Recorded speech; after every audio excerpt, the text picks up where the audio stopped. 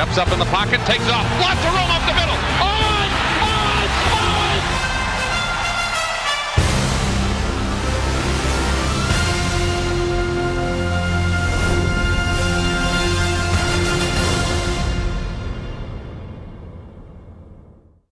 The team that would become one of professional football's greatest dynasties, the San Francisco 49ers, started its life as westward settlers of a pioneer football league. But from the very beginning, the 49ers were embraced by sports fans throughout the Bay Area. They were the first major league professional team in San Francisco or anywhere in Northern California. So they have a residue of loyalty from that era that has carried forth to the present.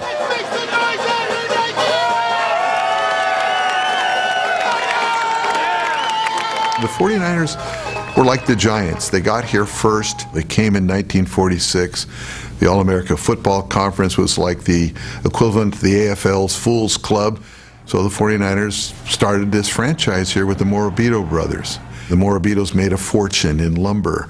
But they're kind of old football guys, tough San Francisco Italian kids, and they wanted to have their own football team. When they started, the big thing in the Bay Area and around the country was college football. Pro football in general wasn't nearly as big as college football, and the 49ers actually had to play a couple of games the first season on Saturday because the Catholic schools in this area commandeered Kezar for Sunday games. Their first home was rustic Kezar Stadium. I had a chance to go to a couple of games at Kezar, which was a crazy part of San Francisco. So the bars and everything there were, it's just a wild and the real San Francisco tradition. Crowds in the stands, if you're in the wrong section, look out. And you had to come out of a tunnel from the dressing room. There was a place in between your dressing room, about 5 yards, where the fans used to stand up above and yell things at you. Kezar was probably that and Forbes. Was it Forbes Field in Pittsburgh, the old baseball, where the Steelers played in the baseball park? Those were probably the two ultra toilets of the league at the time. The high schools would use it, some of the colleges would play there. So by the middle of the season, there would be no grass in the middle of the field. It'd be just pure mud slop. And then they wouldn't cover it. It was a dump. It was a total dump. While Kezar was uninviting, 49ers management tried to build a team that appealed to Bay Area fans. They tried to get as much as possible of college flavor to the team. Most of the players from the original 49ers were from Stanford or Cal or USC or schools like that. Buck Shaw, the first coach, had coached at Santa Clara. Frankie Albert, their quarterback, had been a star at Stanford. They tried to get as many players as possible that either played college ball in the Bay Area or had played on the service teams in the Bay Area, so there would be an identification. They weren't coming in with an absolutely new team. By 1950, the All-American Football Conference had folded. While the perennial champion Cleveland Browns were an obvious choice to join the National Football League, the 49ers were invited for one simple reason. They represented a natural rival for the Los Angeles Rams.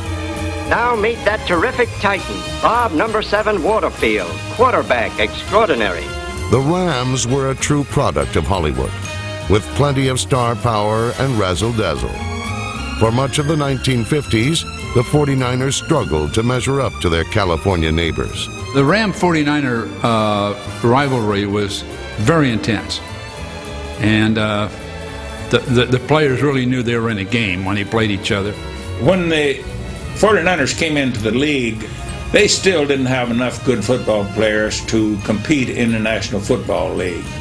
And the Rams at that time were a great football team. We had football players coming out of our ears. So we naturally beat them pretty good, although the rivalry was really great. In those days, the Los Angeles Coliseum was wide open, all the seating. They didn't close off one end zone, and you can get 100,000 people in there.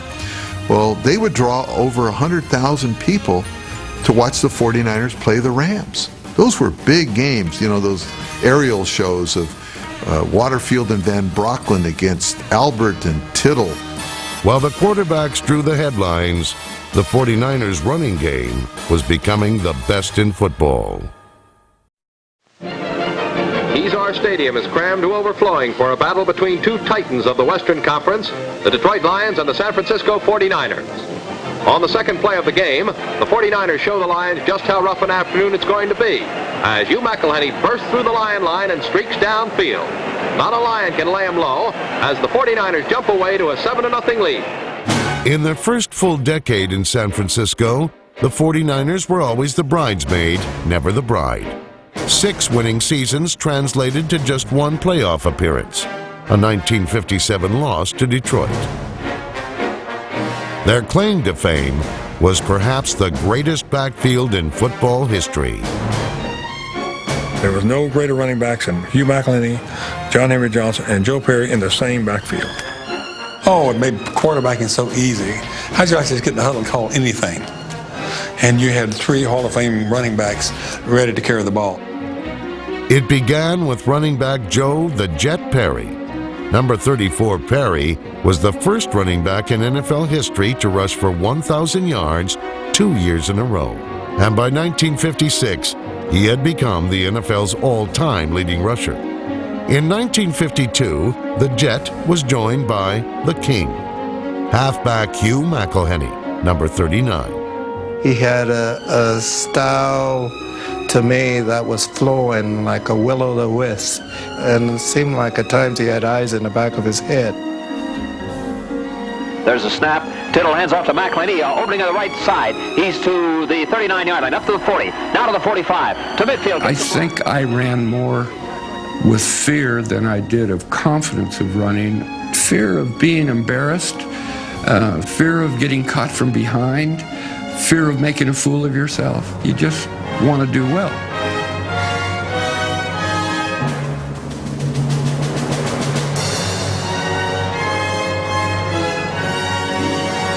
Then in 1954, the 49ers added halfback John Henry Johnson, number 35. Johnson gave the 49ers starting backfield its 3rd breakaway threat. But his love of contact set him apart as a runner and a blocker. I'm convinced that if John Henry Johnson had been a prize fighter, he'd have been heavyweight champion of the world. Because he did dish out punishment, there's no doubt of that. When a guy get in my reach, I'll pop out at him, knock a snake or something, you know, and knock him back off the feet. Each a Hall of Fame talent, each complementing the others perfectly. In 1954, their first year together, they set a 49ers team record for the most yards rushing in a season.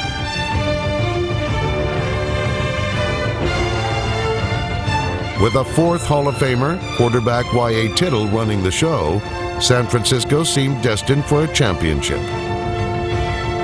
But troubles on the defensive side of the ball landed the 49ers in 3rd place.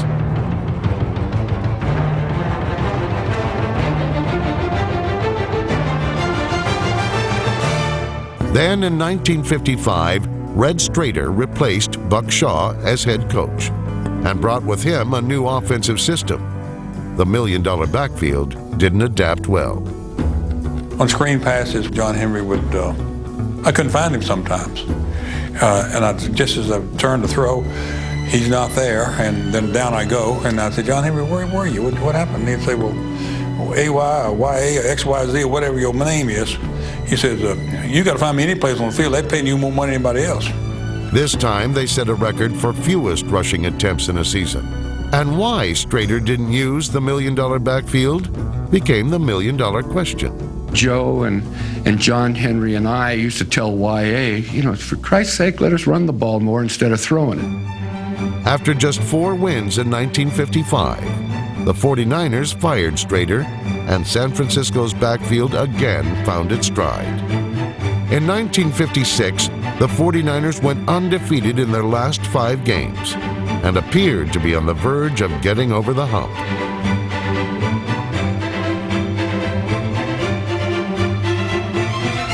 But after the '56 season, the 49ers, without warning, traded John Henry Johnson to the Detroit Lions, breaking up the $1 million backfield.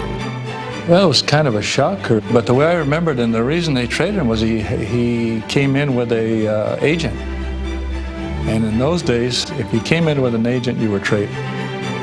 One by one, the others would be traded too. It was too bad that we couldn't stay together longer. I don't think you'll ever see a better foursome together on a football field. After just 3 short seasons, the $1 million backfield was gone with no title to show for their efforts. But they will forever live on as a football rarity. 4 Hall of Famers taking residence in the same backfield. Paving the way for the $1 million backfield was number 79, Bob St. Clair, one of many San Francisco characters. Big Bob, the geek. Here's another one. I think it was Frankie Albert that nicknamed him the Geek. I think Bob is 6'6", 6'7". He was 275 pounds. He could run fast, and boy, he was fun to play behind. McElhaney had the swagger and the aura, but the biggest character on the team was Bob St. Clair. I mean, here was a guy who was like 6'9", about 250 pounds, and ate raw meat, not rare steaks. Raw steaks. Ever since I was a little kid, my grandmother used to feed me scraps of meat as she prepared the dinner. We lived with my grandmother. And I got a real taste, or I acquired a real taste for meat cold and raw. Just take it out of the freezer, plop it on a plate, and bring it to me. Bob would go out and catch some of the doves out there, wring the neck off, tear the heart out, and eat it. And I said, these are my hors d'oeuvres, and I'd be throwing them in my mouth like M&Ms. The primal nature of St. Clair's diet was nothing compared to the beastly play of defensive tackle Leo Nomellini, a man better known as Leo the Lion. Leo was big, and he was strong, and he was smart. He was one great defensive tackle. But I played 60 minutes for 9 years. I mean, 60 minutes a game. So I think I put up just as much as anybody that was after me. You understand? Leo was one of the big guys, and he was so strong in his arms that he threw guys around just like nothing. Leo's thing was that you never wanted to make him mad. You know, the offensive opponents never wanted to make him mad. And we would have to make up stories about the other players, what they were saying about his family, or some of the silly type thing. And he would get really upset with things like that. That guy did this, Leo, and he said this about you, and you know, and then Leo said, I'm going to kill that guy. Nomellini also put his size and aggression to use as a pro wrestler. He was the guy that fought Lou Thez for the wrestling championship in the offseason. Amazing. He knocked down the ring posts, and it was just an amazing. I was almost going to jump in. I was over on the corner side of him. God, it was so exciting. He would always try to show me one of his new holds. And all of a sudden, he'd grab me and pull me back and over went the chair. We broke furniture and everything else. While Nomellini crushed furniture, linebacker Hardy Brown crushed opposing ball carriers.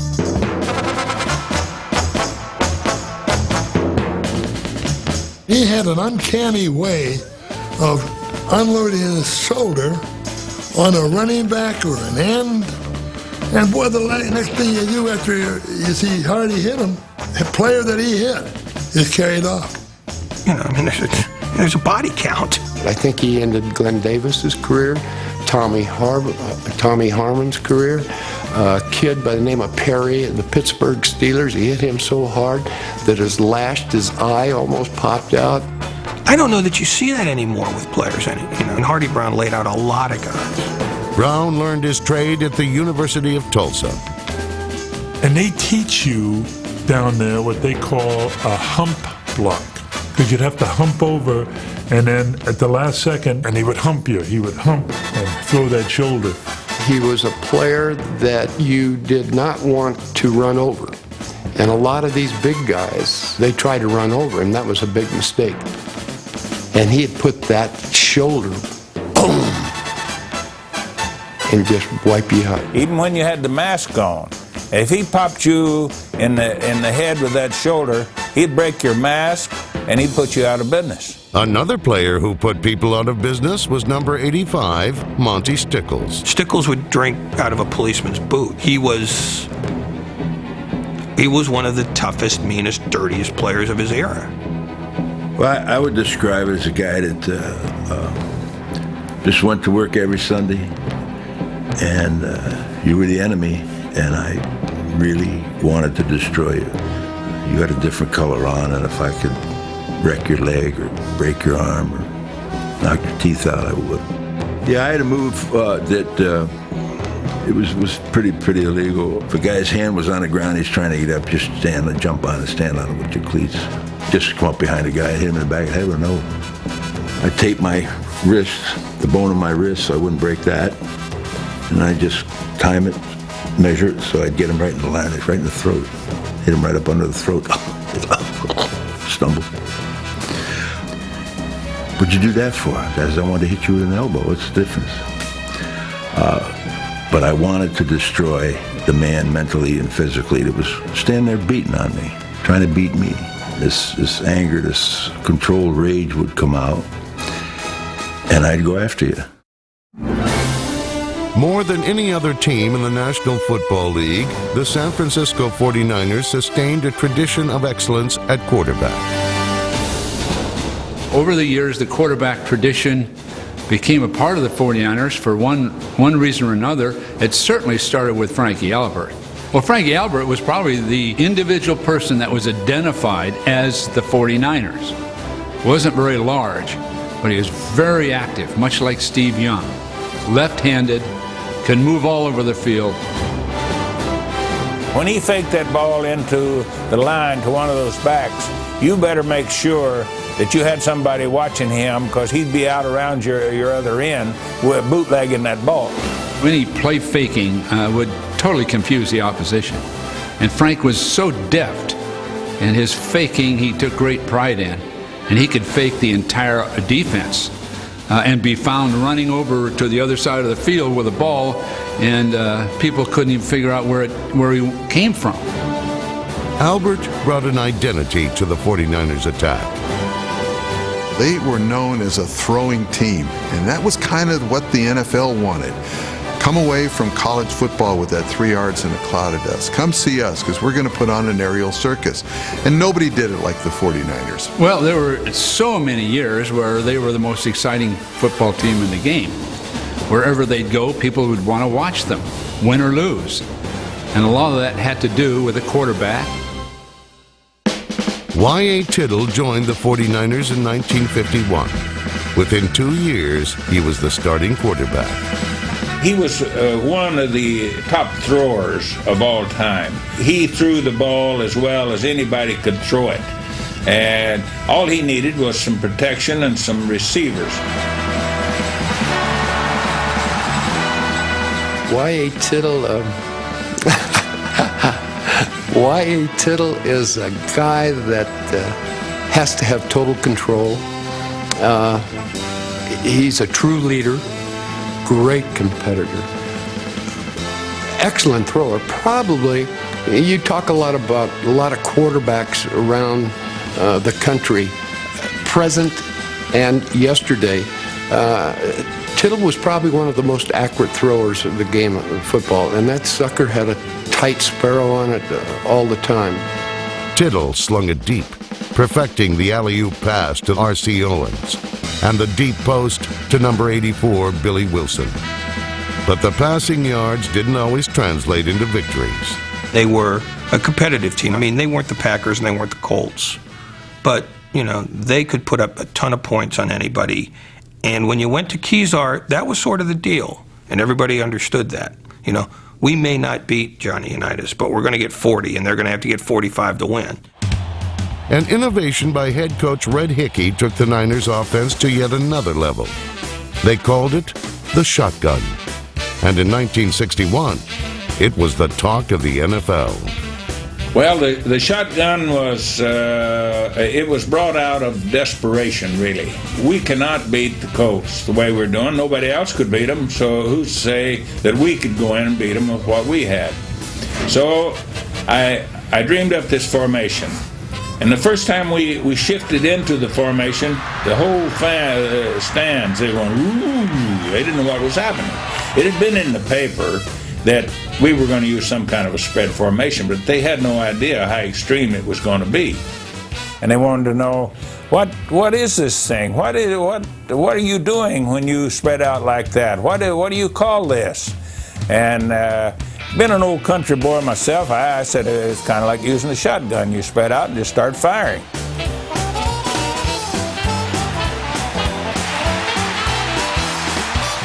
And we scored points like crazy.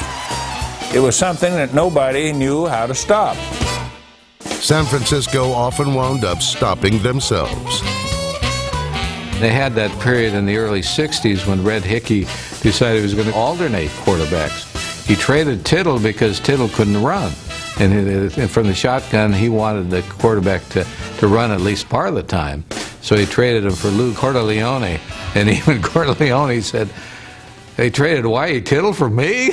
You know, it was just maybe the worst trade in sports history. Eventually, the shotgun was shelved. In 1962, the 49ers went back to basics and handed the offense to John Brodie. Brodie would lead the 49ers for over a decade. Blitz, halfback, just pass him up. I'll dump it to the fullback. And baby, we got a piece of cake. At least we can get him out of it. Brodie had the arm, if not the aura, of his predecessor. It was very difficult for John Brodie because he followed Y.A. Tittle. But John Brodie was a great quarterback. At Stanford, he was the man with the golden arm. You know, I mean, he really was a great quarterback. He just didn't have what Joe Montana had and Steve Young had, a defense. Brodie's teams could score, but offense alone wasn't enough to contend for a championship. The onus, the whole deal was always on the quarterback to get it done. And all quarterbacks took responsibility for it because we all knew we got too much when it went good. And there was no crying about it, just you're turning the tub. Brodie was battered by opposing defenses, but that was nothing compared to the abuse he received from the 49ers fans. Well, I was in high school at the time, and I was always the ball boy on the opponent's sideline. So one time when Unitas and Brodie were walking off together, and John Unitas did not have his helmet on, and John Brodie did have his helmet on, and he told Unitas, if you're walking off the field with John Brodie, you better put your helmet on, because these fans are throwing stuff at us. And people loved him, hated him.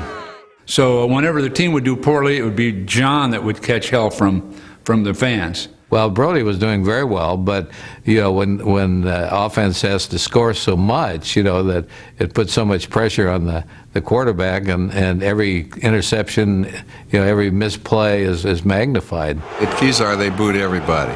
Then I was the next in line, and they asked me how I felt about that, and I said, well, it's really between them and myself. And it just so happened about 2 weeks later, I was running on the field, and they always introduced the offense, and the whole Kezar Stadium stood up and booed. And I kind of gave them all the Portland salute. 1, 2, turned around, did it all the way around the stadium. And by the time I'd finished, they were laughing and clapping, and they never booed me again. In 1968, San Francisco hired Dick Nolan as head coach. The move rejuvenated John Brodie. In 1970, he was named Player of the Year as San Francisco reeled off the first of 3 straight NFC West championships. Now, I remember one game specifically, I think this was 72. John got hurt the early part of the season, a severe ankle sprain. Steve Spurrier comes in and plays most of the year. It's the last game of the year, I believe. Spurrier gets hurt, and Brodie takes his jacket off. And the crowd goes crazy, and he comes in and he directs a touchdown or 2 touchdown passes and saves the season. So, I mean, that sort of typified Brodie's relationship with the fans in San Francisco, sort of this love-hate relationship that ended in a love fest. Linebacker Dave Wilcox and cornerback Jimmy Johnson led a defense that twice put the 49ers within a game of the Super Bowl. But in 1970, 71, and 72, the 49ers' championship dreams were ended abruptly by the Dallas Cowboys. Brody retired after the 1973 season. Over the next 5 years, the 49ers had 9 quarterbacks, 5 head coaches, and just 1 winning record. By 1979, it was time for a fresh start. In the 32nd year of existence, the San Francisco 49ers began a new era of football. On March 31st, 1977, the team became the property of Edward J. DeBartolo, Jr. In DeBartolo's first 2 seasons, the 49ers won a total of 7 games. His top priority was to find a head coach that could rebuild his floundering franchise. In 1979, DeBartolo hired Bill Walsh as head coach and general manager. Before joining the Niners, Walsh was an assistant coach for Paul Brown's Cincinnati Bengals. Holy smoke, Bill. We keep trying that same darn thing and we keep getting knocked in our prat every time. For 8 seasons under Brown, Walsh developed what is now called the West Coast offense. This man sitting down. Although Walsh was recognized for his offensive genius, many wondered if that would translate into a head coach. So you're here, 5-step drops. If there's an intellectual side of football, I was heavily entrenched in that because I was calling the plays, putting the game plans together, things of that nature. People had come to the conclusion nobody can have this kind of a intellectual approach to the game and be tough. I recall Al Davis calling me one day and saying to me, "Bill, are you tough enough to be a head coach?" And I said, "Al, just look. If you want to talk about toughness, I was an amateur fighter. I had 70 bouts. I mean, what do you need?"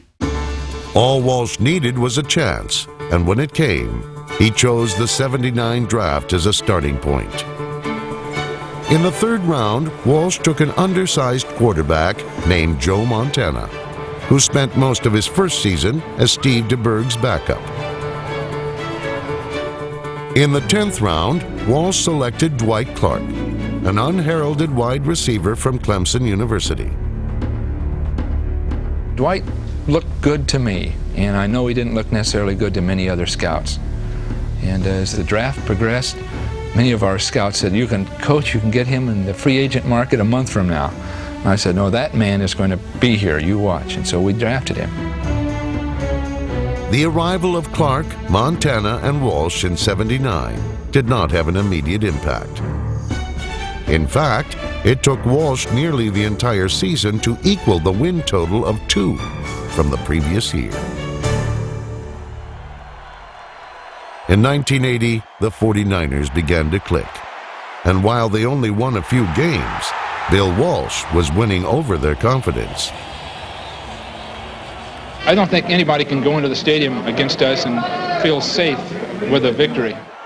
That confidence would be tested in Week 14 against the Saints, a team that entered Candlestick Park with a 13-game losing streak. That was just pathetic. That's pathetic. Archie Manning was having his way with us, and all of a sudden it was 35-7. At halftime, Bill was real unusual. We went in there expecting him to just be ballistic, and he came in and basically said, "You know, guys, it's 35-7. There's probably not a realistic chance we can win this game." Which, to me, I'd never heard a coach even admit to that. But he said, "Let's go out and let's see the character of this team, and let's see what happens." Big rush put on. He throws. He completes it underneath to Dwight Clark. He's the 40, the 45. He's the 50. And we get 1 touchdown, and we score again, and just keep plugging away. It's a foot race. The 10, the 5. Touchdown, 49ers. That may be the one play that'll wake up the 49ers. I remember the excitement level was, wow, you know, we're back in this thing. He's being rushed. Look out. He throws. He has Solomon open at the 5, breaks a tackle, goes the outside. Touchdown, 49ers. At that time, it was the greatest comeback in the history of the NFL. And it was utterly amazing, but you have to have that. Elliott trying to find some room. He does. He goes in for the touchdown. Because until you've done something like that, you can't pull it off. You can't believe you can do it. It is long enough. It is good. Ray Wersching with the greatest comeback the 49ers have made. The 49ers became, I think, the 49ers that day. And after the game, Bill said to us, "We will pull for this game for the next decade." As 1980 came to an end, Walsh's 49ers were putting fans in the stands and points on the board. Montana throwing to Solomon. He got it. Touchdown, San Francisco. The problem was, his ever-changing secondary couldn't keep opponents out of the end zone. By 81, Walsh had enough and decided to build a secondary through the draft. In the first round, he selected, from USC, rookie Ronnie Lott. In the second, he chose, from Missouri, rookie Eric Wright. And in the third, he took, from Pittsburgh, rookie Carlton Williamson. He also brought in veterans such as Jack Hacksaw Reynolds and Mean Fred Dean to anchor the defense. Really, the essence of our success was beating the other man to the punch, is hitting him just before he's ready to hit you. Get there before they're quite ready to take you on. And I'm only talking about inches, but beat him to the punch. Now, where does that come from? From the sport of boxing, from fighting. When we take that field, that line field, it's just like Marvin Hagler. That's what it's going to be like. We're going to be unloaded on somebody.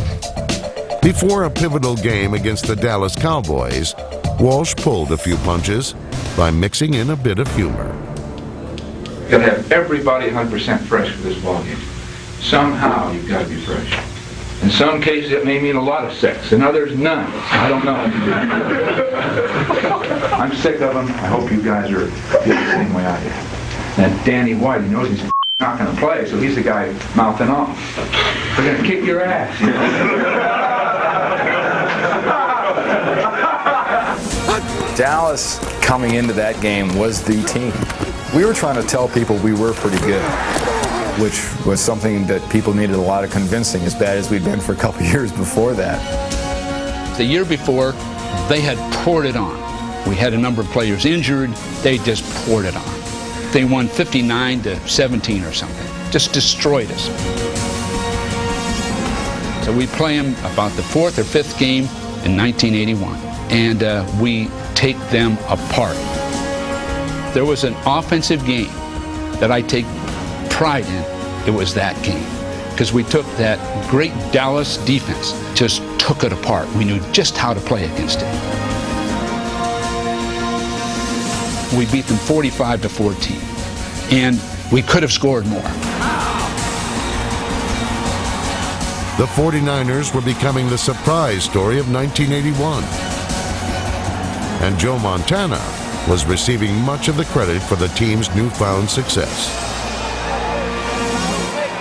Joe just fit Bill's concept of the offense perfectly. Tell Freddie to split about 6 or 7 yards on this thing, and then get his up that field, and you watch that safety, okay? You know, Joe was so into the offense because he helped develop it with Bill. His short, accurate passes. He knew where everybody was on the field, where they were supposed to be, how deep they were supposed to be. His accuracy standing in the pocket is just the same as if he's running to the right or left. He just has a way of getting it to the right spot. He used to tell me that if the defense is coming from one way, I'll hit you on the far shoulder so you can turn away from the defender. And I'm thinking, yeah, sure, right? And so I started looking for it, and sure enough, he was that accurate. He wasn't a great player at Notre Dame just by passing through town. His greatness shows up. It showed up there, and it showed up since he's probably first put on a male supporter. And I think that's why all of his teammates loved him so much, supported him so much, and played their ass off for him. Clark outside on the left side, Sullivan inside. There goes Montana. Draw through the middle goes the quarterback. In Week 13, Montana led the Niners to their first division title in 9 years. He is in. It's a touchdown for Joe Montana. He goes back to throw a pass. Looking downfield, he's going to throw it deep. There are plenty of Niners around, and it is intercepted at the 50-yard line. Here it is. It's counted down. Carlton Williamson intercepts. It is all over. The 49ers have beaten the Giants. The 49ers have won the Western Division title. Looking back on it, that was Camelot. That was Camelot. That was the greatest experience for everyone involved to go through a season like that. In the opening round of the playoffs, San Francisco played host to the New York Giants. Joe Montana had his best game of his young career, and the 49ers won easily. The stage was set for a date with destiny. We had strummed them pretty good in the regular season, like 42-21 or something. And they weren't very happy, and all you heard going into it was, oh, we've never seen the real Cowboys, and we're going to teach these young guys a lesson. First and goal from 7.5 yards away. Solomon in motion. Here's a pass play by Montana. It's caught, and it is down for a touchdown. On the 49ers' opening drive, San Francisco traveled 63 yards for the game's first score. Scoring the first time you got the ball, definitely sent a message because, they had said we hadn't seen the real Cowboys. Well, maybe when we scored 45 points, they hadn't seen the real Niners either.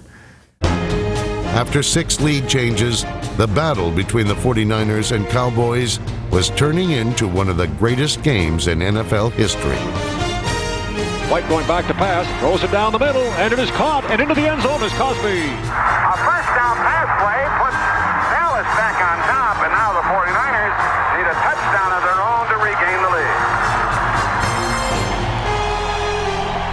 When we came into that huddle, what I was thinking is we have 89 yards to go against America's team. How can we possibly do it? They start at their 11-yard line. I wonder if they'll be throwing long. They'll be throwing off, and I'm sure of that. With the Cowboys expecting Montana to pass, Bill Walsh decided to play smash-mouth football. The play calling on that whole drive was incredible. It was just the greatest chess match of all time. We ran it left effectively, we ran it right effectively. And the running play, and the reverse to Solomon. Coming around inside the 45-40. He's down to the 35-yard line for a first down. I think we were confusing him and keeping him off balance. They're crossing up the Cowboys. Mr. Walsh is making some good calls here. Lenville Elliott's final carry brought the ball to the 6-yard line. The next play would mark the end of one dynasty and the birth of another. So fasten your seatbelts now. We got turbulence and plenty of it here at Candlestick Park now. Everything hangs in the balance now. The season, the outcome of a Super Bowl berth hangs in the balance. How is this one going to end? Montana lines up at the 5. And on third down and 3, he rolls right, looking to throw. And he throws into the end zone. Touchdown! Touchdown!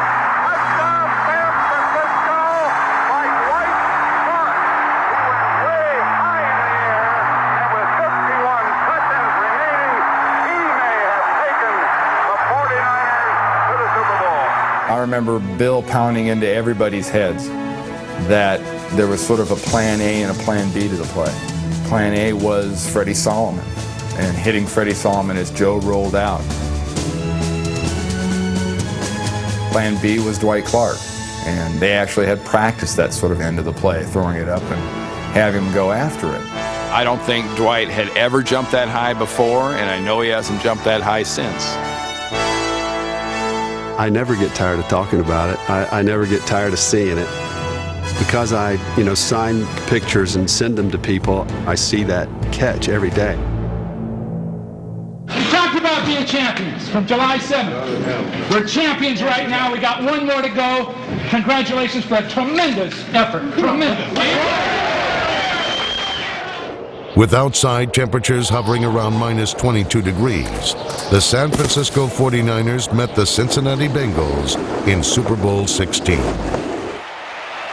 In the first half, Joe Montana accounted for 2 touchdowns, which helped San Francisco build a 20-0 halftime lead. Here's Montana throwing toward the end zone. Caught on the run by Cooper. He's got it. He's into the end zone. A 49er touchdown. Late in the third quarter, the Bengals were threatening to cut the 49ers' lead to 6. Linebacker Dan Buns, number 57, kept Pete Johnson out of the end zone on first down. Helped on 2nd and goal from the 1. And then made the pivotal play in the greatest goal line stand in Super Bowl history. Anderson will look and throw. Alexander does not get in. Dan Buns is the 49er who hit him at the half-yard line. The play of a Dan Buns raises the level of everyone else. There was a person that had said to himself, I'm not going to be denied. There was a guy that says, look, Dwight Clark made the catch the week before, well, I'm making the play today. That was the uniqueness of playing with the 49ers, is that everybody felt that they can make a difference. We got to go again, and that's what Forrest Gregg has already said. Go for it. We got to go for it. We got to go for it.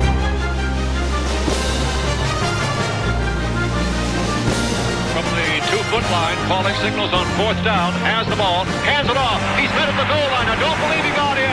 I don't believe he's in there. The 49ers have held, and listen to the Niners crowd across the way. The 49ers goal line stand was emblematic of Bill Walsh and his coaching philosophy. Just beat your man to the punch. The 1981 roster did not include any stars. Well, not yet anyway. They believed in the system and they were tough. Just like their coach, the former boxer who knew how to win a fight and a football game.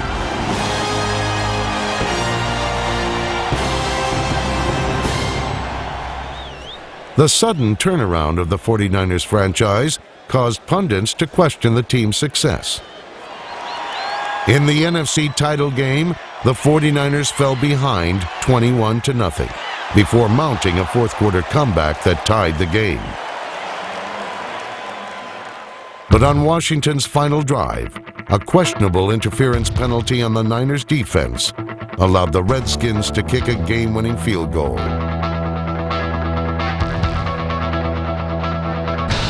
Following the loss, 49ers defensive captain Dwight Hicks delivered an important message.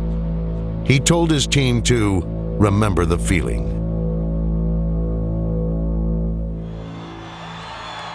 In 1984, the 49ers used the loss as inspiration, and in doing so, set a franchise record by winning 15 regular season games. Into the end zone, caught by Solomon, touchdown 49ers!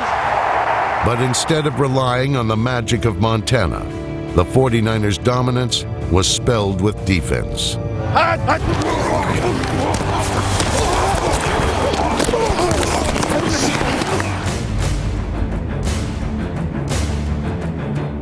We always felt like we didn't get enough respect.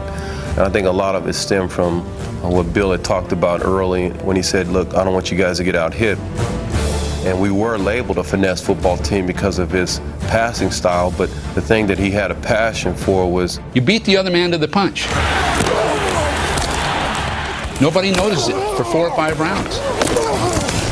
Then one guy starts to struggle because he's been beat to the punch by that much. Led by All-Pro safety Ronnie Lott, the 49ers became the first team in NFL history to send all 4 members of its defensive backfield to the Pro Bowl.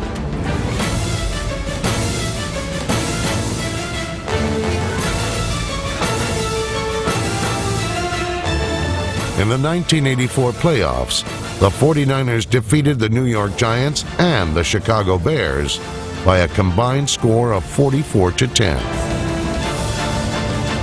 San Francisco's performance in the playoffs was a microcosm of the season. We felt that we should have been in it last year also.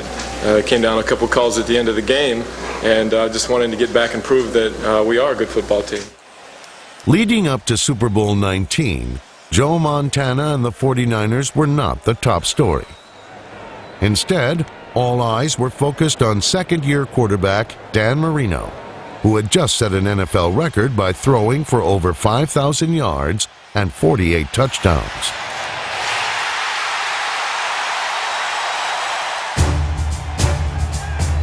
But on pro football's biggest Sunday, it was Montana's accuracy and arm strength that stole the spotlight.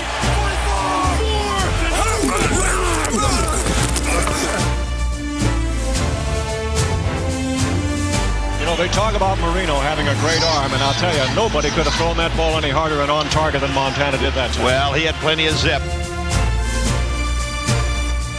Montana continually frustrated Miami's defense with efficient passing and effective running. In the second quarter, he engineered 3 successive touchdown drives.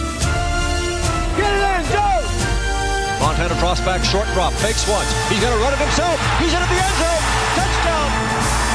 And the 49ers are leaving the Miami Dolphins far to the rear now. Defensively, San Francisco designed a scheme to pressure Marino into throwing slightly before his receivers broke open. I think that maybe that pass rush is starting to put some heat on Marino and forcing him to do just a little bit of what he didn't want to do, throw quicker than he would like. Marino, the league's least sacked quarterback, was dropped 4 times in Super Bowl 19. He was also intercepted twice by Carlton Williamson and number 21, Eric Wright.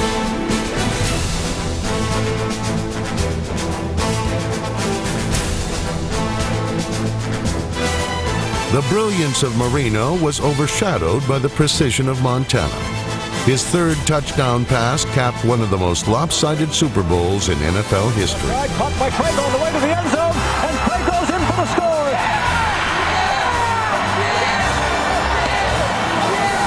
Came to see an offense and the wrong one showed up. It's all over. Super Bowl 19 is in the record books. The 49ers have won it. Dan Marino's year turned into Joe Montana's day as he earned Super Bowl MVP honors for the second time. And for Bill Walsh, he became the first coach in league history to win 18 games in a single season. Nobody knew what kind of offense we had. It was their offense. Right? Nobody knew. Our offense showed them, okay? And then, how in the hell were we going to stop Duper Clayton Marino? Nobody knew but us, right? Right. On their back. Game ball. Coach Bill Walsh.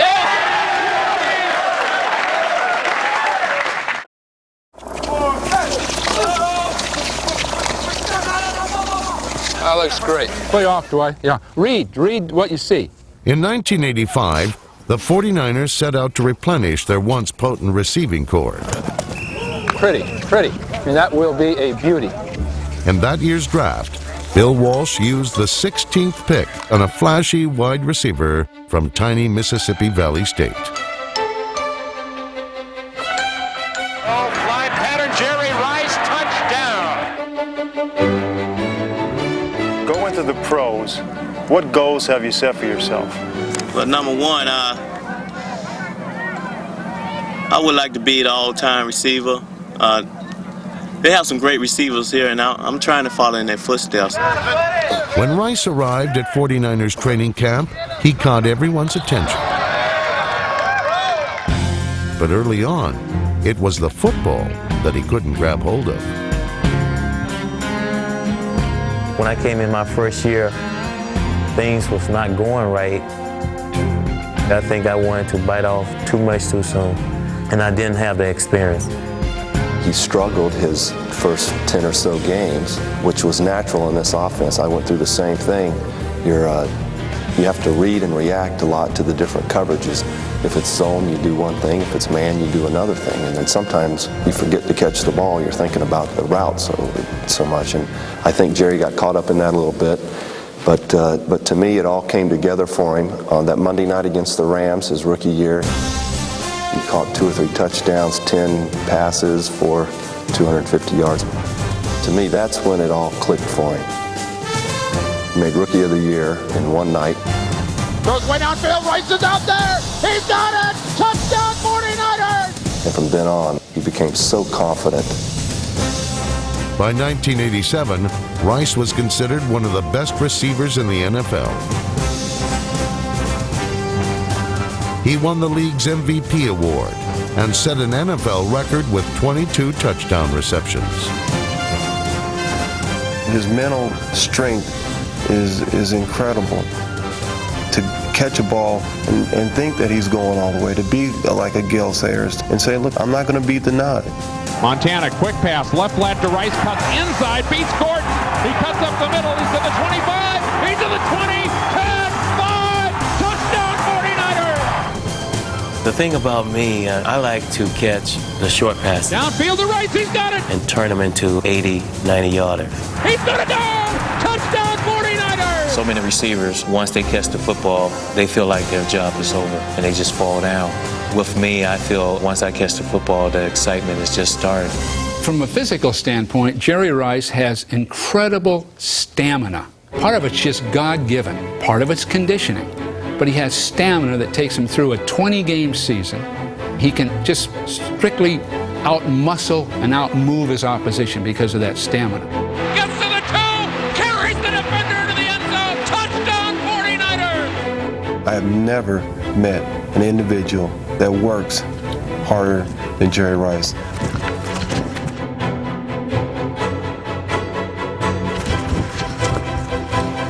Probably the only person that I've ever seen compete as hard as Jerry Rice is Michael Jordan. That's what Jerry Rice has, his will to be the best. Pass though is complete to Jerry Rice. He's ahead of everybody. Goodbye. As Rice ran into the record books in 1987, his teammate Dwight Clark announced his retirement. In 9 years with San Francisco, Clark set a then franchise record with 506 receptions. His ability to corral the tough catch earned him the reputation as the NFL's premier possession receiver.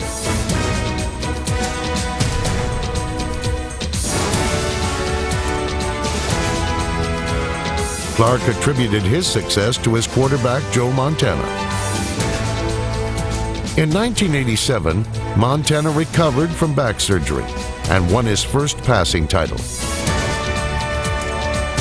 He also set a team record with 31 touchdown passes.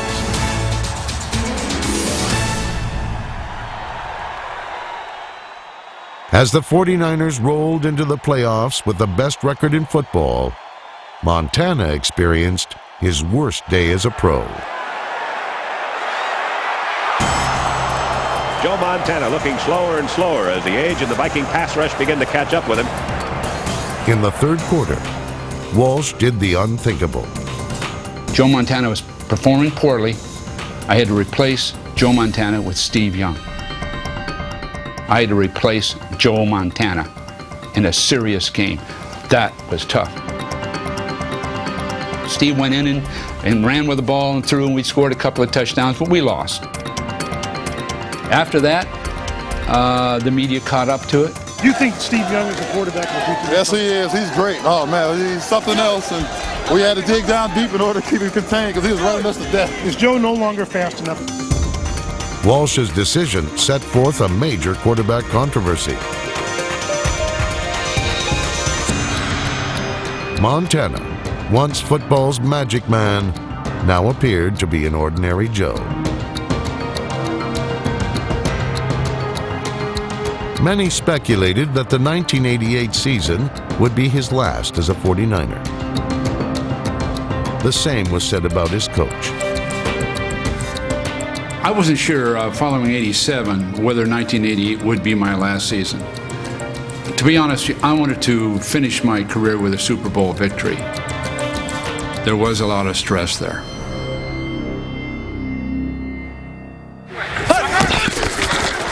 At the start of training camp in 1988, it was clear which story was attracting the most attention.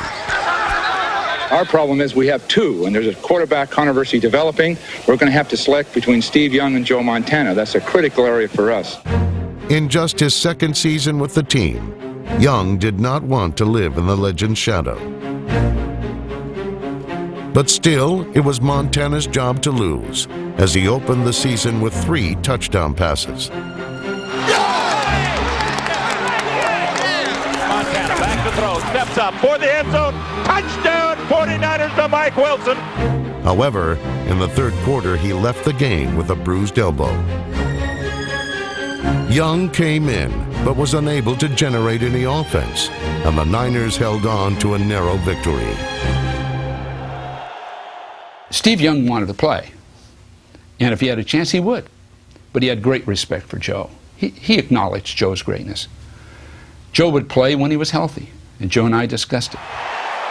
The following week in New York, Walsh gave Young his first start as a 49er.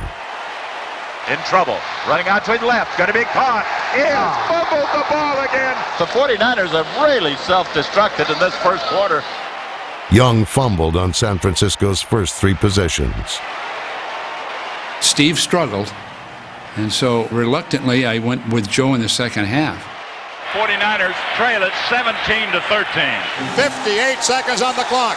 They have to go 77 yards. With the game on the line, Walsh called for 76 all-go, a play he installed in practice earlier that week specifically for the Giants. So the all go and just concentrate on this part of it or this part of it. They will rotate past and leave this open, or stay inside and leave this open. So we've got a hell of a chance for it. 76 all go.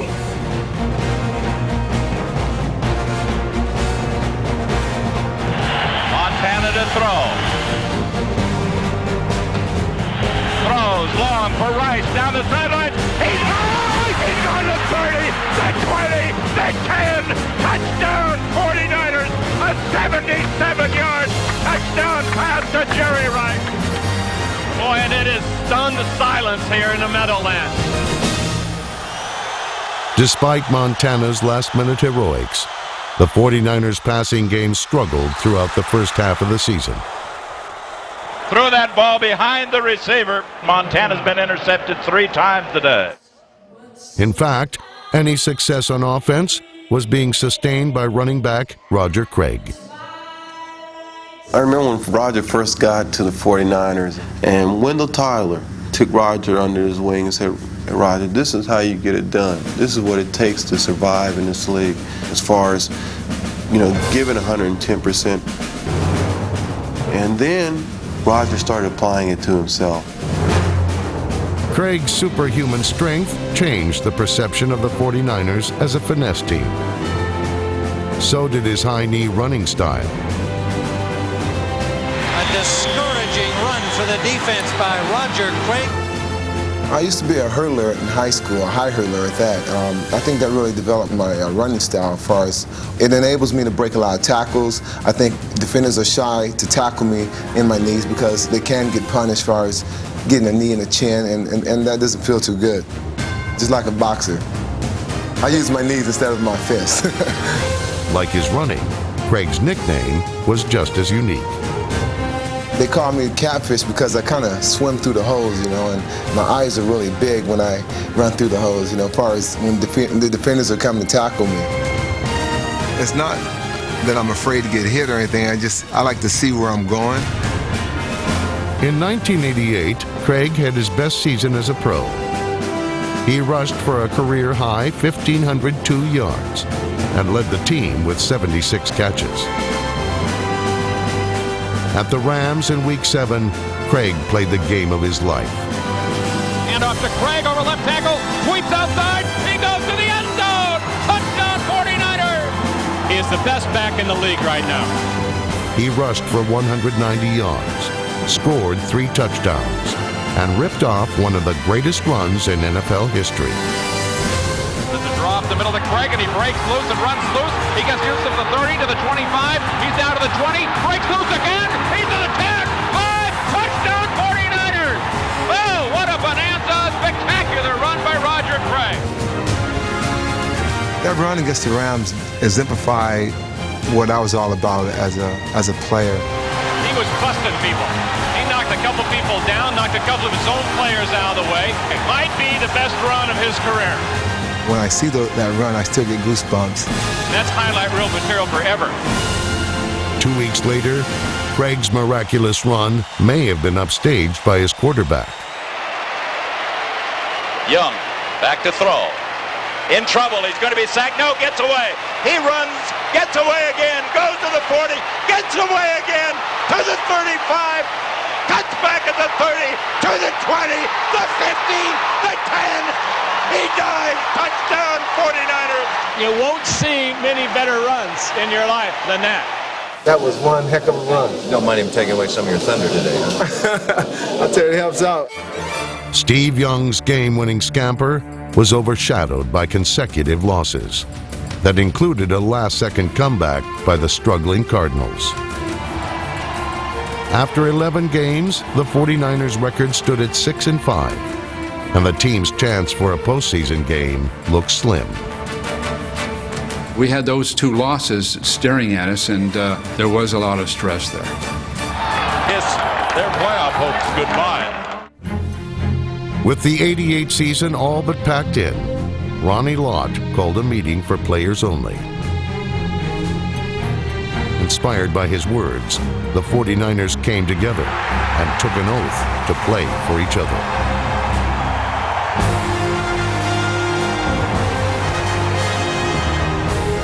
Against the defending world champion Redskins, John Taylor's 95-yard punt return broke the game open and changed the course of the 49ers season.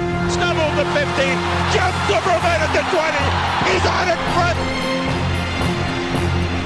The 30, 20, 10, touchdown 49ers, a magnificent return.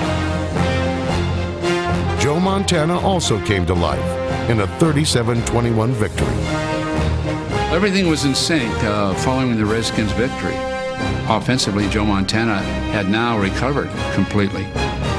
So we had Joe back. Going to throw, rolls out, in trouble, slips, falls, lobs it to Craig, touchdown 49ers. What a play by Montana. Steps up, throws, has Taylor wide open, 45, 40, in front, touchdown 49ers. The 49ers won 4 of their final 5 games to finish the season 10-6. They clinched the NFC West title and headed into a much-anticipated playoff rematch with the Vikings. I think everybody was looking to play the Vikings. That would have given us a chance to redeem ourselves somewhat from that loss the previous year. After scorching Minnesota for 34 points, the often shy Montana was surprisingly outspoken. The teams that have beaten another team by a big margin have come back the next week and played terrible. And that is not going to happen to this ball club. We've opened the door. We're going to go through it next week, and we're going to kick ass and take no prisoners the week after. The weather is going to be a factor here today with a minus 25 chill factor. At bone-chilling Soldier Field, Montana backed up his promise by throwing 3 touchdown strikes. He gets away at the 40. It's a foot race, 30. They won't touch him. It's touchdown 49ers. San Francisco jumped out to an early lead and never looked back.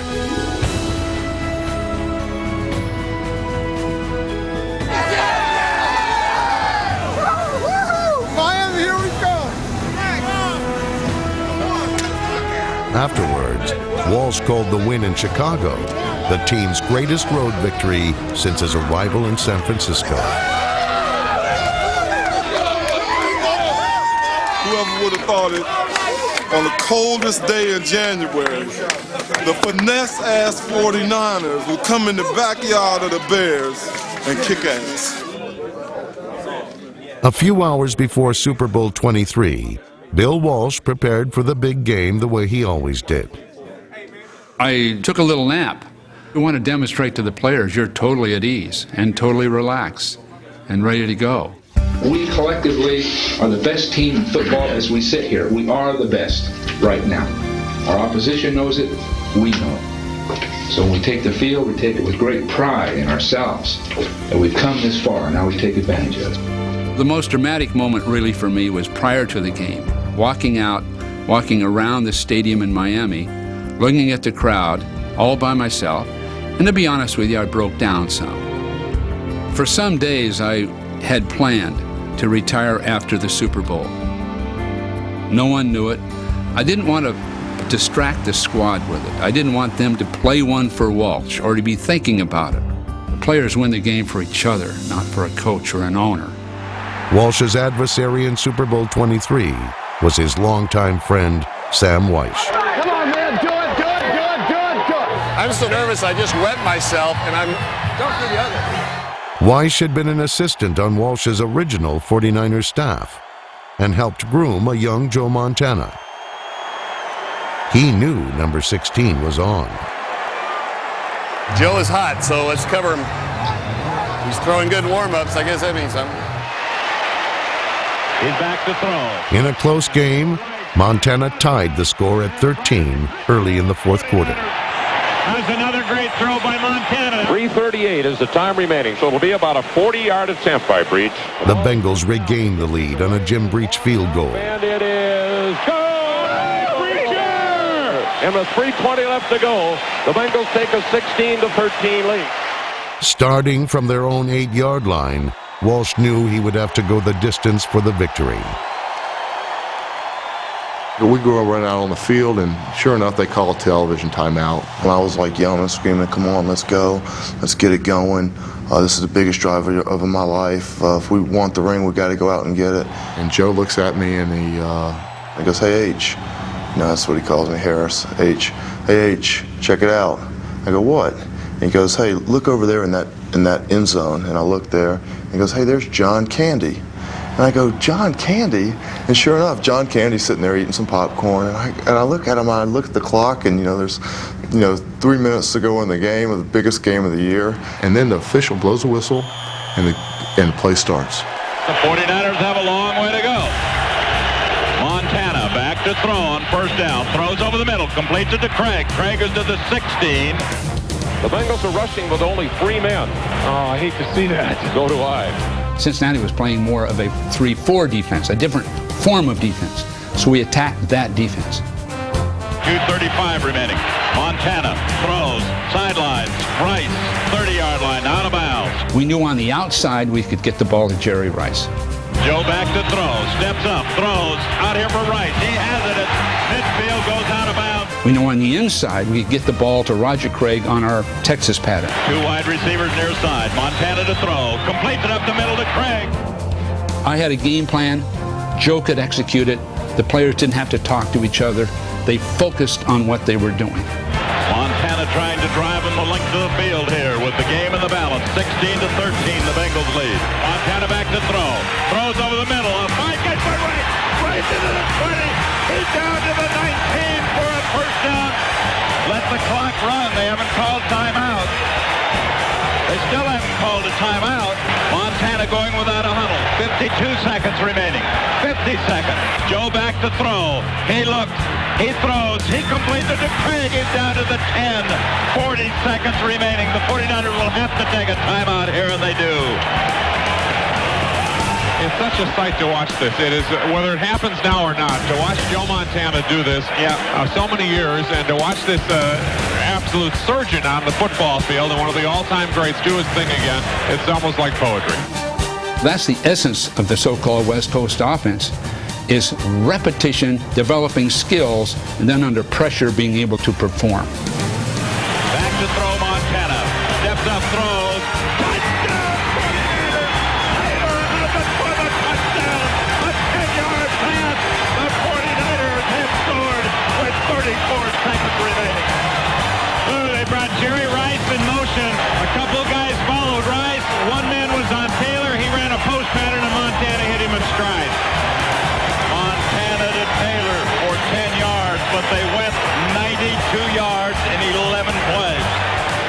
On the touchdown, Walsh called 20 halfback curl X up.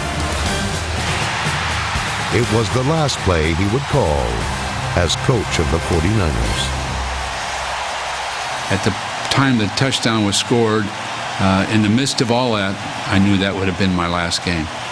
It was very emotional, and it was the wear and tear began to show. Sam Weich comes across the field to look for Bill Walsh. Also, I had a great affection for Sam Weich, because he and I had been like brothers. I love you. I love you. Congratulations. I'm happy for you like I've never been. Believe me. Congratulations. This is yours. You deserve it. Oh, me. That was a good game, huh? Great game. Everybody sold out this week. Everybody. Damn, it's great, isn't it?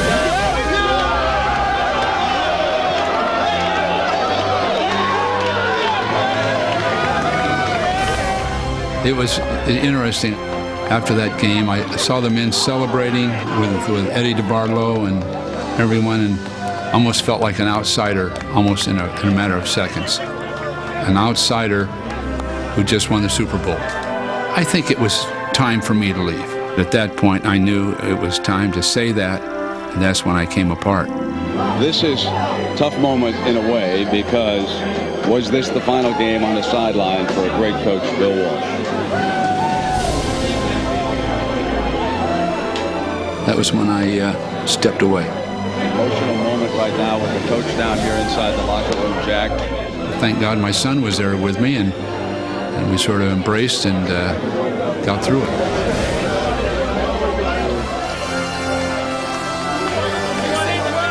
Super Bowl 23 established the 49ers as a dynasty. As for Bill Walsh, he'll probably be remembered as an offensive genius who won 3 titles. But above all, his legacy will live on with the men he molded into fighters and champions.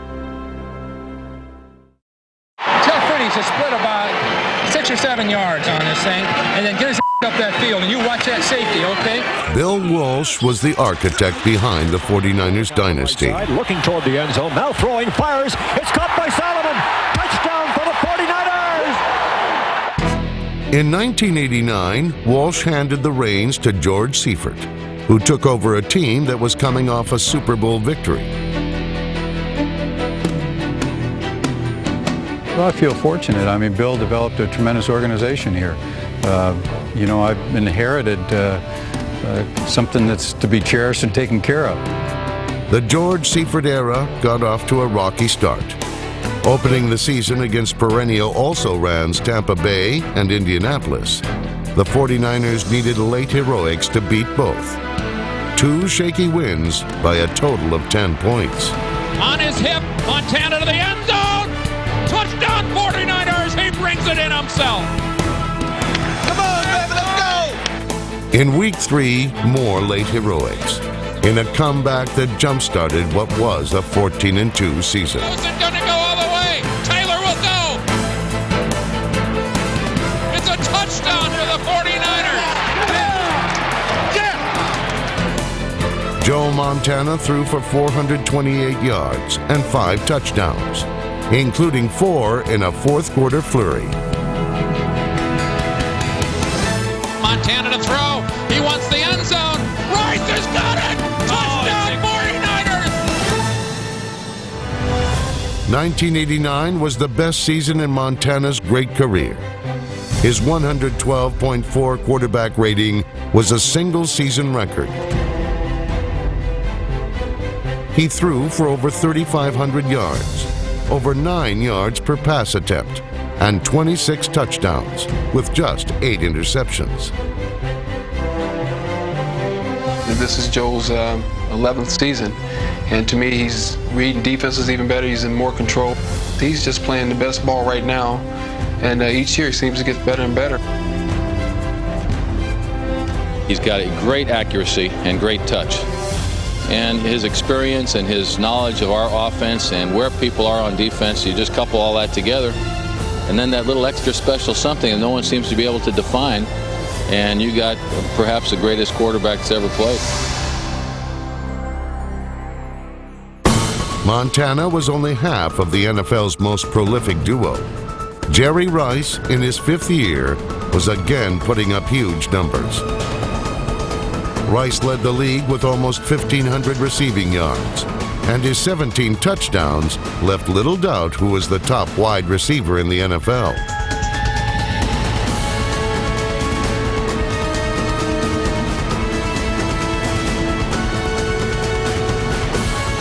Montana wants to throw. He's got Rice. He's to the 40. He's to the 30. Taylor gives him a block. He's down to the 10. He's into the end zone. Touchdown 49ers.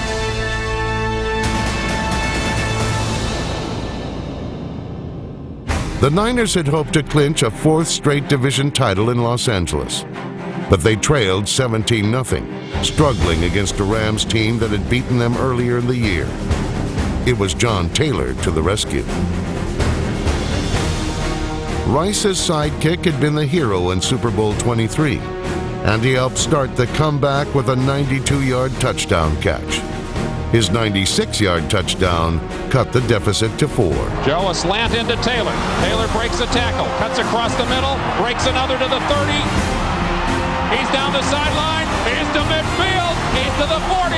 He's got a blocker in front of him. He's to the 10. He's to the 5. It's a touchdown. John Taylor. It was probably a spectacular performance, as I've seen by one player in one particular game that I was a part of. The Rams would have won the division, I believe, had they won that ball game, and by our winning the game, we not only won the division, but home field advantage. San Francisco got the ball right back, and Roger Craig finished off the comeback. Hand off to Craig. He's into the end zone. Touchdown 49ers. They have the lead for the first time in the game. The dramatic 30-27 win gave the 49ers momentum as they bid to repeat as champions. After beating the Vikings to start the postseason, the 49ers and Rams squared off for the 3rd time of the season. The first 2 games were decided by a total of 4 points. This one was not nearly as close.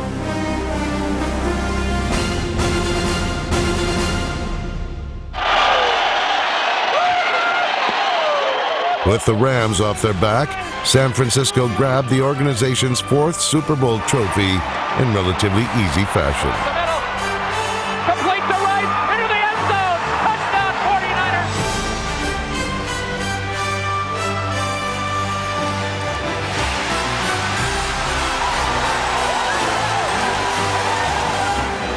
49ers. George Seifert's first season ended like Bill Walsh's last, on top of the NFL.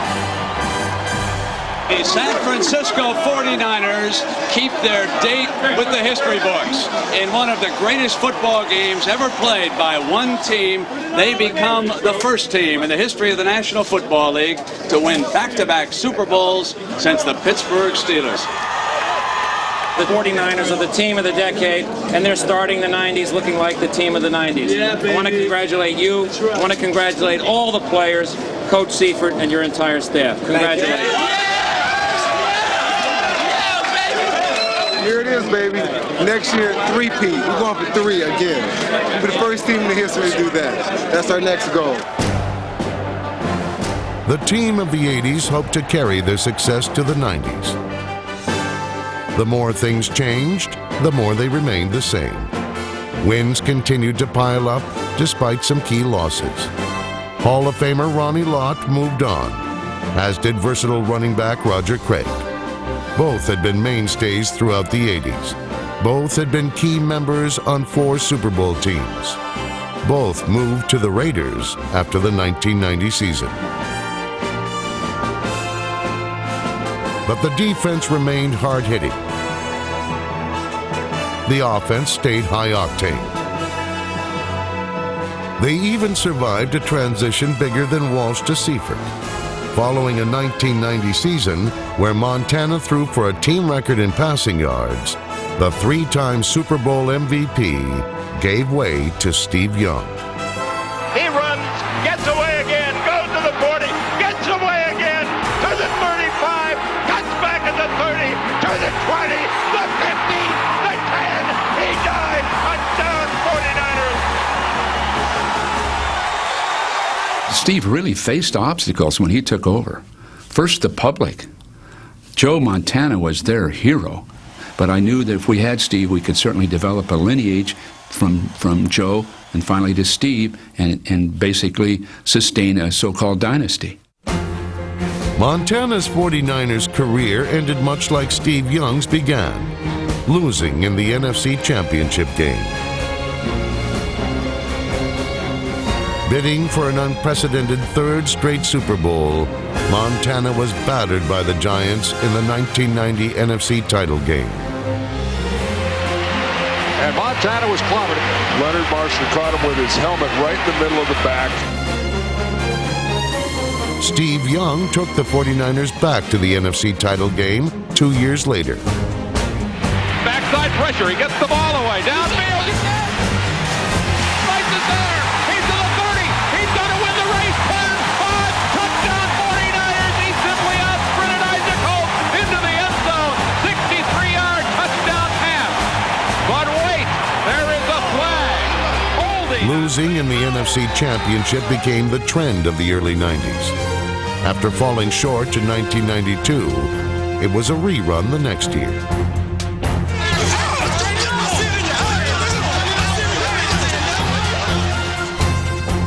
Again, the Cowboys prevented Steve Young from reaching the ultimate game.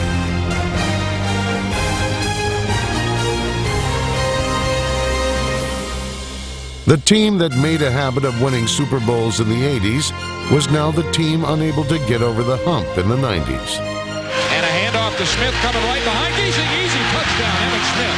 Whoa, look. San Francisco won 7 out of 9 to start the 1994 season. But like they had the previous 2 seasons, the Dallas Cowboys loomed. We got a lot to do, Joe. We got a lot to do. The 49ers had been preparing for their November matchup against the Cowboys since the previous January. And he sends it way down the left sideline for Rice. There's one-on-one coverage. Jerry makes the catch, breaks the tackle. He gets by, Brown into the end zone. To Dallas, San Francisco showed it would be pushed around no more. Unbelievably, this time throws. He gets it to Brett Jones into the end zone. Touchdown 49ers. Bootleg pass to Brett Jones puts the game away. Look at the reaction by Steve Young. He has gotten rid of some things on his shoulder. Did we do it? Did we do it? We did it, didn't we? Steve has nothing to prove. Guys, you know, this is just one obstacle that he really don't overcome. So I don't think he has anything to prove anymore. Young showing class under enormous pressure the last few years because of the Joe Montana shadow. Steve Young wasn't a kid anymore. He had matured into the NFL's top-rated quarterback. San Francisco down 27-24, 2 minutes to play. Young to throw, quick slant in, Jerry Rice, end zone, touchdown 49ers! Young set several club records in 1994, and he was voted the NFL's most valuable player. But he still had not beaten the Cowboys when it counted. In 1994, he would get his chance. Today is the showdown. They met during the regular season in what proved to be a classic battle. And here we go again. This year would be different. The turning point came 3 plays into the game. Back to throw again is Aikman. Some pressure, gets the pass away. Eric Davis picks it off. He's got a lane down the left side. 20, 10, 5. Touchdown 49ers!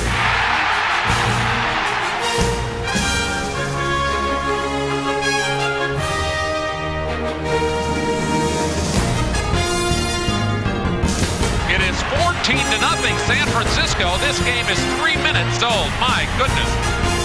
Back to throw is Aikman. Has time. Sends it down the left side. Ball is caught and knocked down. Yes, it is a fumble. 49ers have the ball again. Jim McDonald. To this point, Steve Young had done it all, except beat Dallas with a Super Bowl berth at stake. Less than 8 minutes into the game, Young and the 49ers had a 3-touchdown lead and the Super Bowl in their sights. Touchdown 49ers! Touchdown 49ers! What a play! 28-yard touchdown pass San Francisco!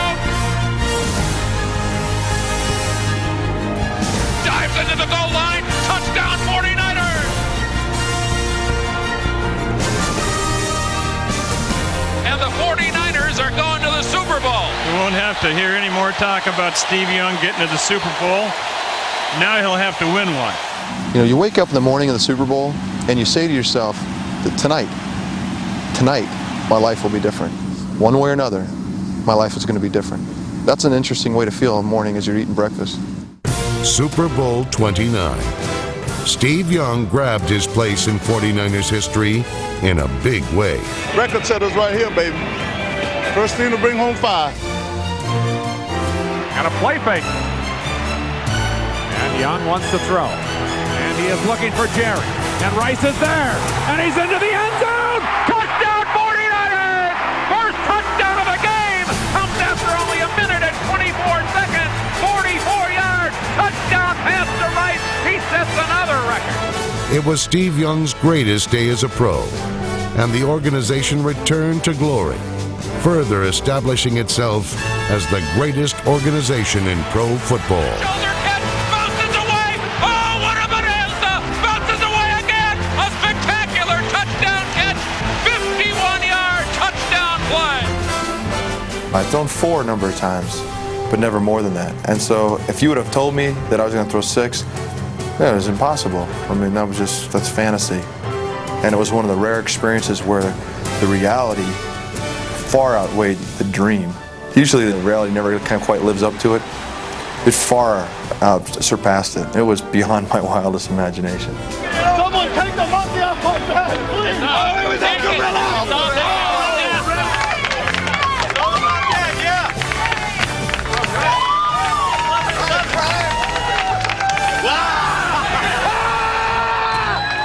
This Super Bowl was the final culmination, the underlining and exclamation mark next to the phrase, best organization in professional sport.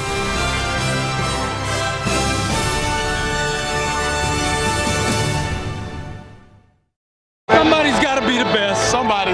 It might as well be us. Don't be afraid to say you're number 1. The 49ers had become the yardstick others measured themselves against. With 5 Super Bowl titles, the organization set the golden standard. Their dominance faced a serious threat in the mid-90s when the NFL took a step toward improving competitive balance by instituting the salary cap. The salary cap was implemented to give every owner a chance to hold up the championship trophy. But the reverse effect of that is that every team has a down cycle because of the salary cap. The 49ers won a Super Bowl in the first year of the salary cap. The San Francisco 49ers are the first team in the 75th year of the National Football League to win 5 Super Bowl championships. But in the years following, the team was forced to make personnel decisions they did not have to make in the past. Young to throw, way down the left side. Guess who's there? Jerry Rice. In spite of the new challenges facing the organization, they continued to win. The offense continued to dominate. Steve Young was entrenched as one of the league's premier passers. Jerry Rice aimed to rewrite the record books. Away from Randall, throws way downfield right. Pass number 3. Touchdown 49ers, Jerry Rice. 31-yard touchdown pass. And Jerry Rice has done it. He's got the record. Rice passes. James Lofton is the #1 receiver in career yardage ever. The 49ers also remained strong through another coaching transition.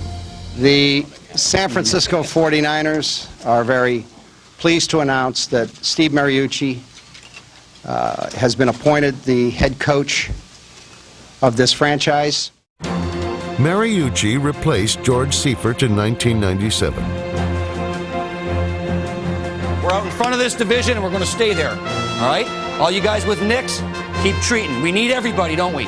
We need everybody healthy on this football team. Showtime. Let's go here. Let's go, JJ. Let's go, baby. Play fake. Young to throw. Way down the right sideline. And it's Stokes. He caught it. He caught it. He makes a leaping, diving catch like a Superman, stretching for all he was worth. With Jerry Rice sidelined for the season, Mariucci pulled the team together. Another 13-win season. Another division title for the 49ers. He's into the end zone. Touchdown 49ers. The 49ers went unbeaten at home in 1997. and their 11-game winning streak marked the longest for a rookie head coach. However, Mariucci's season ended like it had for his predecessor the previous 2 seasons, losing in the playoffs to the Green Bay Packers. First and goal at the 10. Big play for San Francisco. Throws to the end zone. Oh, what a catch! No, yes! And they say he caught it out of bounds. Wow. I don't understand that either.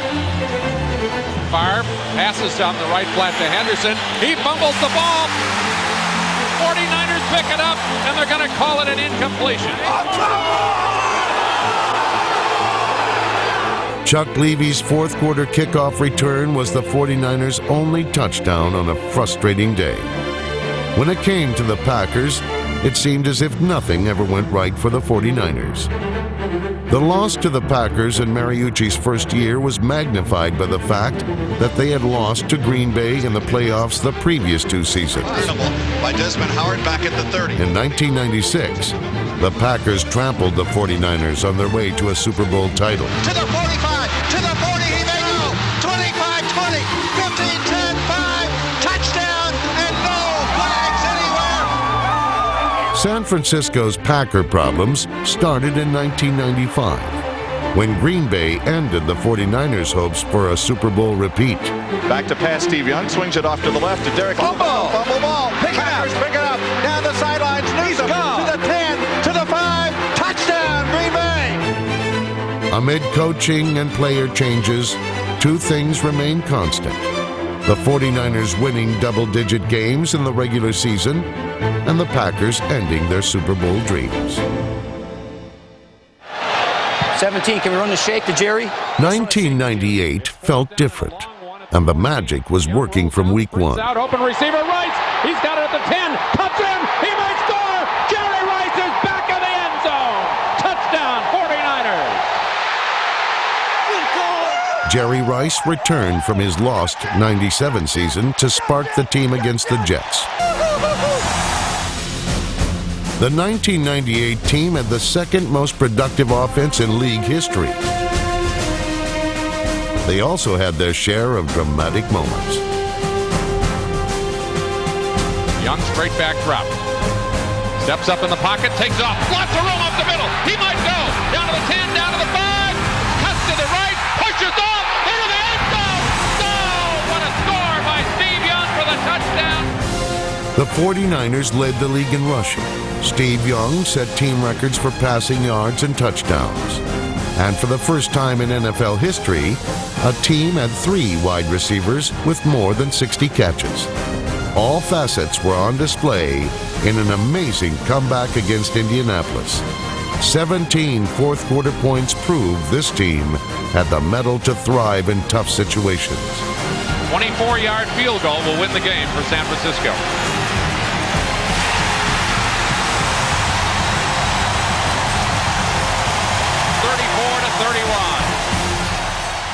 Wild card weekend, the San Francisco 49ers and the Green Bay Packers. A series that's been dominated by the Green Bay Packers for the last 5 games. Will it change this afternoon? The big offense, Drop the ball. with another Packers loss appearing imminent. Owens again.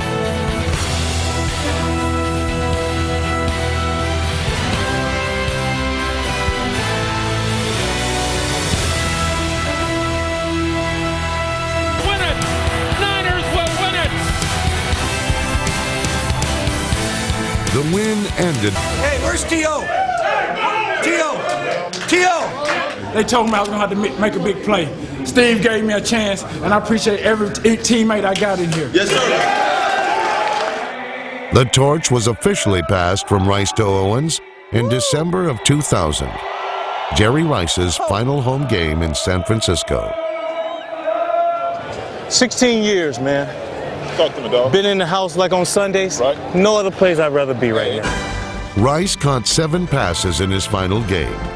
Owens caught 20, breaking a 50-year-old NFL record. Pump fake, it throws way down the right side. Owens catches it into the end zone. Touchdown, 49ers. They say Randy Moss, Mr. Clutch. They're about to take another look. 8-1 on a mission. 13 catches today already for Terrell Owens. And so Owens creating a new record every time he catches the ball now.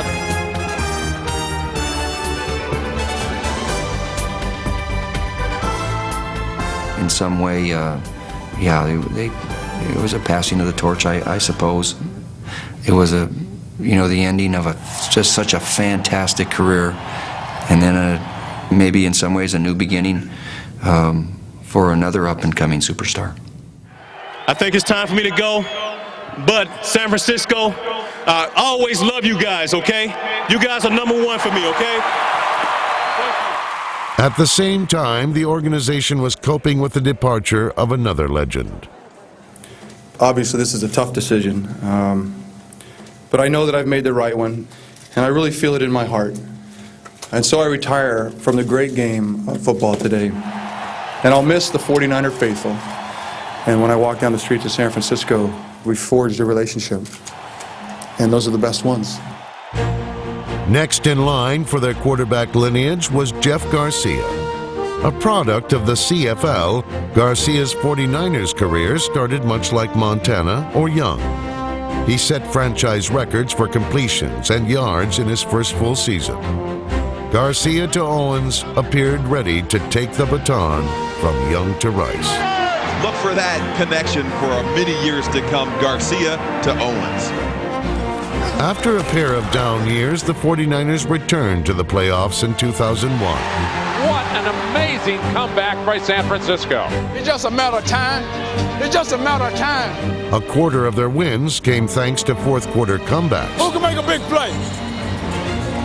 I can.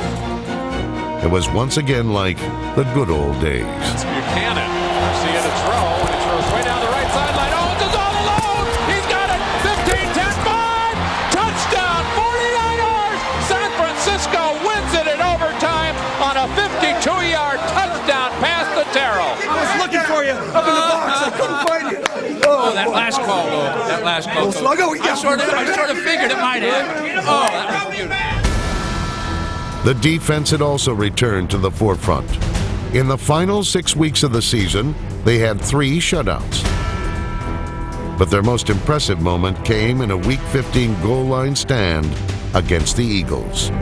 Hand off to Staley, sweeps to the right and falls down, trying to cut in around Winborn, and he's dropped for maybe a foot loss outside the 1-yard line. We'll see if McNabb just does it himself. McNabb goes back to throw, rolls out to his right, he's got the corner maybe. He is grabbed and he didn't get there! He didn't get there, but there's a flag on the play! A penalty flag gave the Eagles a new set of downs. Gives it to Staley, dives, and he is grabbed by Killins and didn't get there again. This will be one of the all-time goal line stands if the Eagles can't get it in with this many opportunities.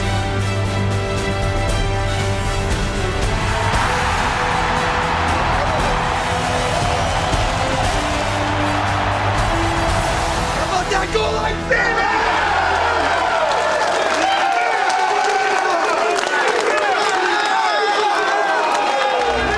The swagger was back in San Francisco. And although the team failed to return to the top of the NFL mountain, they were able to provide their fans with more memorable playoff moments. They have a 3rd down and 4 at the 26-yard line of the Giants. They trail 38-14, so they've got a lot to do. In the wild card round, the 49ers found themselves buried in a 24-point hole.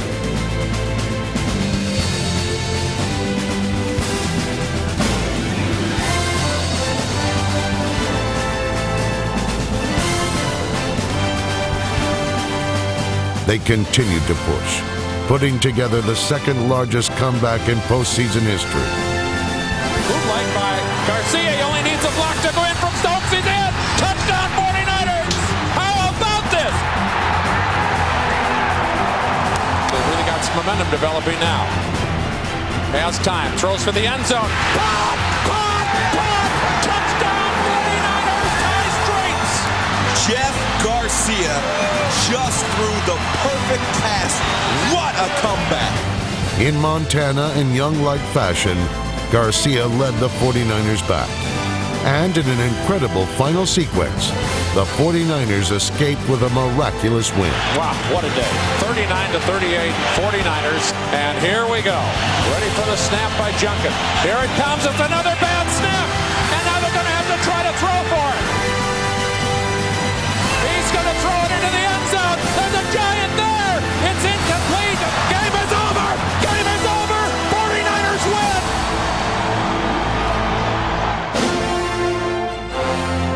The next generation of 49ers will once again rely on a new head coach and a new quarterback. Mike Nolan, son of former coach Dick Nolan, was hired in 2005. The same year, Alex Smith was selected with the first overall pick. Only time will tell if they add another chapter to the 49ers' storied history.